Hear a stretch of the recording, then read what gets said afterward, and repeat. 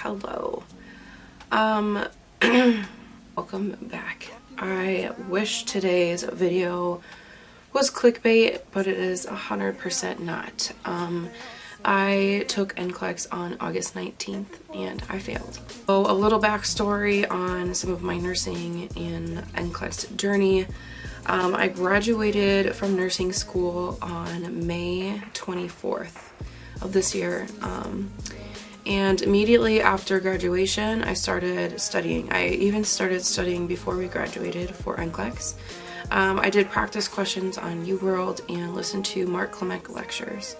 However, I feel like a lot of people recommend these to pass NCLEX, and as they are great resources, I feel like they did not work for me. However, with using UWorld, I only finished with half the Q bank and did not use all of it. I had about 1,000 questions left, and I still had about 200 to 300 incorrect questions that I didn't get to get through and read the rationales and work through them. When I used UWorld, I did take the 1,000 questions that I did get done, and I made notes and took really all of my time just making sure I understood why the question was wrong.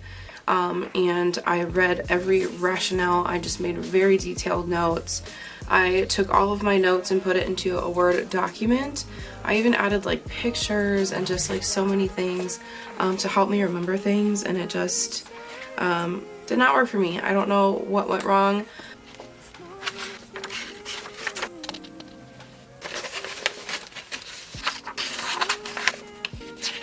So with NCLEX, I even made extreme notes and even read through my notes the day before the exam, and just like I felt like very confident and prepared to take my exam. So I don't know, I do have to say I was full of anxiety and was like pretty much having a panic attack mid-exam, because I would sit there and I literally said to myself, like, what the fuck is this? Like, what are they asking me? Like, I know how to answer and break down NCLEX questions, I feel like, but I feel like I'm such, like, in this area where I'm just lacking so much knowledge on certain topics that when they pound me with, like, a certain topic, I'm like, well, I know nothing about this. Like, I got tons of, like, breastfeeding questions. I got questions about anemia is what I remember, and I had tons of select all that apply questions. And, you know, even just one or two select all that apply, I'm struggling. So just to have like a buttload of them, I was like, oh my god, I'm either doing very well or shit is hitting the fan right now. But I do feel as if the second time around when I do approach NCLEX, I feel like I'll have more of a calmer approach, just because I've experienced NCLEX. I went to the testing site, like I know what to expect, like I just kind of like seen it all now, and then I feel like the second time around I might just be a lot less full of anxiety, which I think would help a lot, because I think I just got so worked up that I was like definitely second guessing myself. And I'm sorry if I sound like death, you guys, I am so sick. I've been sick for a long time. I've had an upper respiratory infection. Besides the point.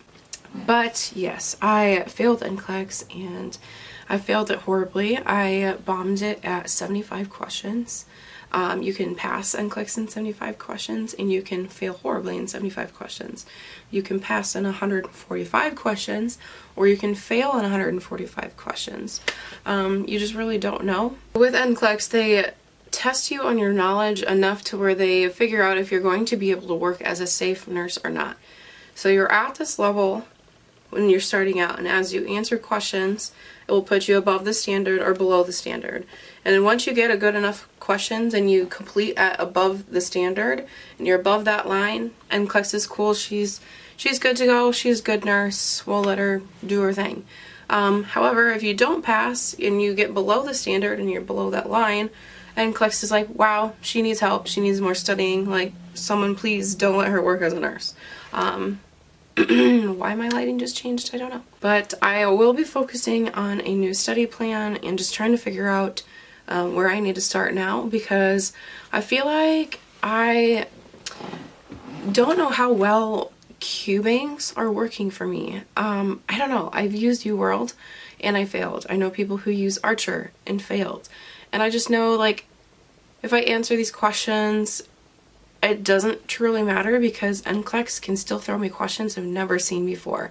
I don't know if that makes sense, but like, I just don't know what to do now because it's like, I get all these questions and I'm like, yeah, they could still test me on things I don't know. So I feel like I need to study on the material and my knowledge. And I feel like that may help me a little bit more with answering questions because I feel like I know how to break down NCLEX style questions pretty well as far as like priority and just like that type of aspect. But when it comes to like I don't know, like I don't know how to describe it. But like I focus so much on answering so many like cubing questions that I don't think I was focusing on material and learning content as much, and I think I need to vice versa that and focus on content and material and then only do like a handful of practice questions to apply my knowledge. But mainly I need to focus on content. I think that's where I struggled because I mean they threw me so many questions where I'm like, damn, am I stupid? Like, yeah. So my second time around with this NCLEX, I decided to go on the NCSBN website. I believe that's what it's called, where you can like register and apply for NCLEX. They have a breakdown of the NCLEX and what is going to be on it. And I had no idea. You know, so like in nursing school, when you would ask a teacher for a study guide, so you can be more prepared on what is going to be on your nursing exam, it's the same thing. NSBN has a breakdown and basically a study guide for you to describe what is on their NCLEX. And I thought that was crazy, but I jotted down a couple. There is like management of care, safety, infection control, health promotion and maintenance, basic care and comfort, like the list goes on. And then they break down each subcategory of those categories. So like, let's say it's basic care and comfort, then they'll explain like what it is exactly what they're looking for in that subject. And I just thought that was crazy. They also have practice questions on their website, and I'm so mind blown because some of the questions that I read, 2 of them I saw at least, was on my NCLEX exam, and it blew my mind. So eventually I thought maybe to pay the $150 to do a practice exam through NSBN, or is it Pearson? Either one. They have practice exams that you can take, and I think I might do them just because if those NCLEX questions that they had on their website was what was on my exam, I feel like if I do practice questions, I may see more similar questions on my next exam, which I think would help. But going from there and seeing the breakdown of what they expect and what they post on the NCLEX, I'm also going to be taking my report for my first exam. So after you take NCLEX the first time, they will send you a report of basically your analysis and your like review of like what you did wrong on NCLEX or like subjects that you are kind of weak in. And it's called the CPR report, and it will break down each category and it will tell you if you are above the standard or below the standard or near the passing standard. So I'll be able to take that report and just kind of analyze it and see where I may need help at, and maybe I need help in all categories, who knows. Or if you only have like 2 or 3 subjects you really need to focus on. Like listen, I'm going to be a labor and delivery nurse and work in OB.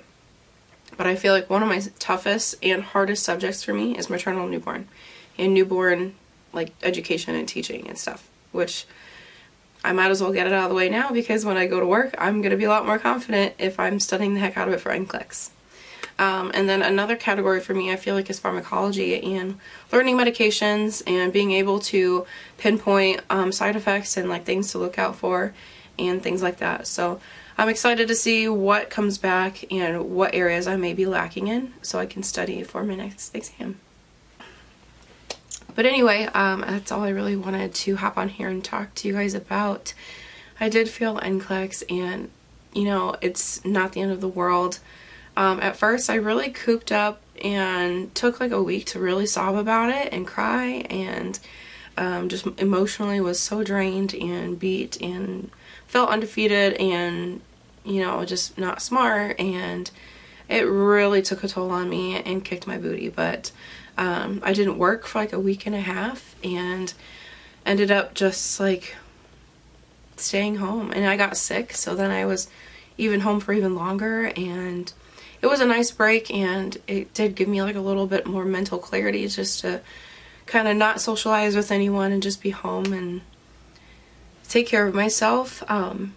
But now I am so effing ready to take what I know and take what I've experienced and kick NCLEX's ass and be a nurse, because y'all, I am so ready to be a labor and delivery nurse. I'm so over this. Like, I'm on my way to work right now as we speak as a tech. This is my first day back, and I just don't want to go back because, like, I worked so fucking hard to get where I'm at and to graduate nursing school and to become a nurse, and then I didn't do that. I didn't become a nurse, and I didn't move on and get to work like some of the other people in my class, and it sucks because I have a wedding coming up and we're trying for kids, and I don't have a nursing job to support my goals, and it sucks so much. I did not lose my position that I applied for. They're gonna hold it for me, which is absolutely incredible.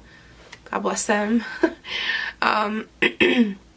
But I have to prove it to them that I can do this, my second NCLEX, because I cannot fail again, because I know if I do, they're for sure gonna be like, okay, next.